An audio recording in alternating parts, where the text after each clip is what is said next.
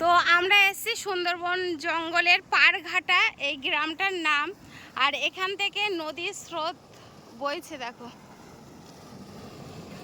এখন ভাটা, তো ভাটাতে স্রোত বইছে এত জোরে, শব্দটা জলের স্রোতের শব্দ।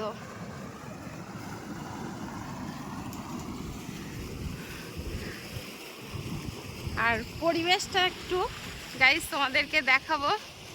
আর আমার ভাই আর ভাইয়ের শালি দাঁড়িয়ে আছে ওই যে সামনে। আর সুন্দরবনে তো এখন কেওড়ার সিজন, কেওড়া হয়েছে গেছে। কেওড়া গাছ ওটা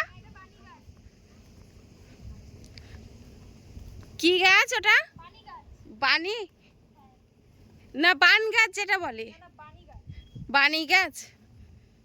তো এটা সুন্দরবনের বানি গাছ। বানি গাছের ফল হয়েছে কেমন একটা, কি ফল এটা?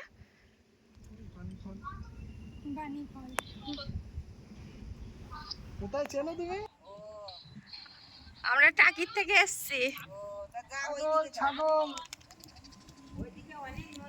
তো একটা ছাগল পড়ে যাবি। সুন্দরবন জঙ্গলের সব নদীর ধারে যে গাছগুলো হয় সেগুলো তো আছেই। আর এই যে জল, সব জল কর, মাছ চাষ করা হয়। এই দিকটা জল কর আর এই দিকটা নদী।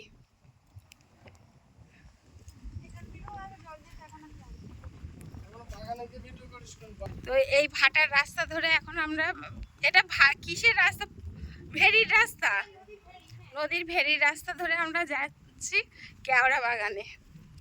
কেওড়া তুলবো হাতে করে। এইটা বেশি ভালো লেগেছে, এই পাটটা জলঘর আর এদিকটা নদী, আর মাঝখান দিয়ে কাদার রাস্তা। তবু বৃষ্টি হচ্ছে না বলে যাওয়া যাচ্ছে। কিন্তু খালের ধারে যেটা জল করা আছে ওখানে মাছ ধরছে। কি মাছ উঠছে? কি মাছ উঠছে? তেলা কই মানে কি? কই মাছ উঠেছে? কই দেখে একটু। শ্বশুরবাড়ি এসেছি, হ্যাঁ আমার বলতে তুমি জামাই সই থাকো, তাহলে প্রথম এসে তো কি মাছ উঠেছে আমরা একটু দেখবো। ভেটকি আর তেলাপুয়া, তাই তো? যা একটা বড়, ওটা কি ভেটকি মাছ?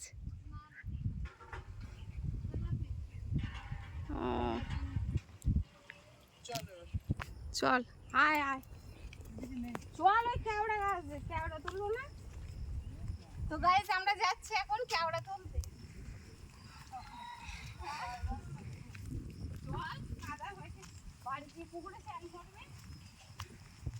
আমাদের ওখানে সান বাঁধানো পুকুর আছে।